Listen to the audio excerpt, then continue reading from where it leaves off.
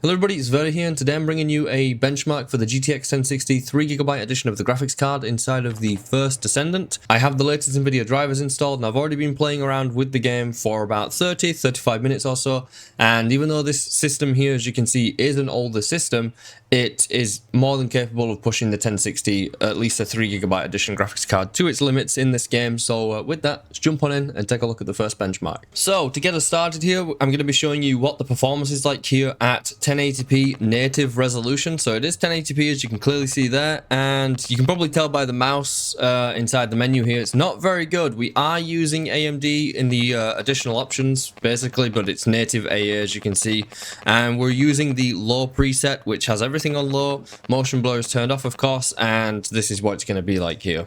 So I'm in the first starting kind of open world area, and as you can see, I'm not even in combat right now, and my FPS is at 30 FPS roughly, which is not playable, because as soon as you get into combat, I'll even just start shooting here with no enemies. You can see as soon as any particle effects happen, our FPS drops pretty tremendously, and as you can see, we are completely GPU bound here, and 3 gigs does seem like it's enough for low settings, but yeah, as soon as I get into combat, the FPS drops quite a bit. I'll just start shooting these enemies here, and you can see like the FPS dropping to 20, 25, so native 1080p even at lowest settings not going to be possible here with the 1063 gigs. So let's go back into the menu, and I will show you what this runs like at we won't go to, you know what, let's just go straight to ultra performance. Why not? 1080p lowest settings, ultra performance. It's super blurry and it's pretty disgusting. Usually obviously you don't want to play like this. I don't think you would want to play like this. No person in their right mind would want to play the game at this kind of like graphical, you know, quality. You really can't see anything at ultra low FSR or DLSS, you know, if you've got a card that can use DLSS, of course. But as soon as I start shooting again, you can see like even just me shooting alone at this really low, at these really low settings, it's not good at all. We'll start a mission. We'll get some enemies in here just to show you what it runs like. I'm gonna reset my 1% lows. I kind of forgot to do that, but I don't think it matters that much anyways for this particular benchmark, since the performance just is not enough to play this game reasonably, right? So we'll go ahead and we'll spawn these enemies. You can't see them because they're obviously just a blurry mess, and you can see my FPS dropped below 30 again, and I'm gonna really struggle to shoot at 30 FPS because I don't play shooters at this kind of frame rate. But yeah, if you're looking to play this kind of game, guys, you are going to need a better GPU. As you can see, this 10-year-old CPU is actually able to play the game, funny enough. It's the GPU that's holding us back here quite a bit. But I am completely GPU bound, and what I've noticed through benchmarking this game with my 3060 Ti is anytime you get into combat, you lose a hell of a lot of frames. As you can see, we lost quite a bit of FPS here, so let's I'll get through this wave, and then I'll meet you on for the next benchmark, because yeah, there's no way you're playing at 30 FPS in a game like this. It just feels awful. All right, so for this next part of the test, we're going to be playing at 720p on the lowest settings, native 720p. But yeah, we're going to see what this runs like here at 720p. I think that it's still not going to be playable when we get into combat, but we'll have a look. We'll see. 720p lowest settings. We'll check how it goes. It doesn't appear to be as blurry as you know what? I take that back. It's quite blurry here at 720p as well. Now, as to which one's blurry, 1080p, you know, ultra performance mode with FSR, or 720p, like native 720p at low, which one's blurrier? I don't know particularly which one's blurrier. They're both kind of blurry, but yeah, the performance, we're getting a little bit more FPS, it would seem. Actually, no, we're getting a bit less once we get into actual combat here. But yeah, we are completely GPU bound. I'm not gonna joke around with this one. It's not playable. You know, whether or not this is a surprise to you or not, you know, you'll have to let me know in the comments, but I would say that this is not playable at all.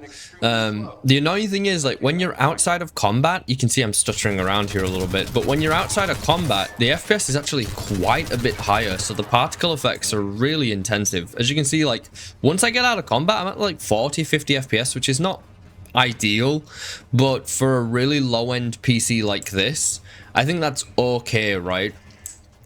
But yeah, 720p low, as you can see, we're not going to spend too much time on it. It's not really playable, and just for the fun of it, we're going to throw on FSR at the absolute performance like settings, and we'll just see like what we can squeeze out of this PC, right? Well, not necessarily this PC, but the GPU. We'll see what we can squeeze out of it. So we'll go to the FSR, and we're just going to turn this down to, oh my god, if I could actually click it, I'm going to turn it down to ultra performance, which is going to look awful because we're at 720p, ultra performance, low FSR. Oh my god.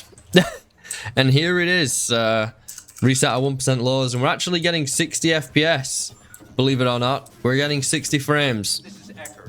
We'll start the same mission, and you can't see where you're going. We're actually getting 70 FPS there. What about if we look at the sky? It's actually pretty intensive here, to be honest. It's pretty intensive, but it's pretty abysmal, right? We'll start the mission. We'll see what frame rate we drop down to here. Now, you're not going to play like this, obviously. This is kind of just to see what kind of FPS range we're going to be capable of. And it's still only getting like 24 FPS. As soon as I stop shooting, I go back up to 30, 40 frames. I don't even know what I'm aiming at right now. What is happening? Oh my god. This is, yeah. Oh man. It's really hard to aim at 20 FPS, it would seem. Let me just... we'll just keep playing like this. It's not great. Oh man. I wonder how the 6 gig version of this card does. It's gotta be... I'm pretty sure it's gotta be quite a bit better than this, to be honest. It is a little bit more of a powerful card. But yeah, the 3 gig edition is definitely not for this game. Let's put it that way. Man, oh man, this is... this is something else. Look at that frame time graph. It is absolutely everywhere. Jesus Christ. Look at, like, seriously, look at that frame time graph. My frames are taking like 50 seconds. 50 seconds, sorry. 50 milliseconds. Alright, we gotta get out of here. There's no way. There's no way we can do this.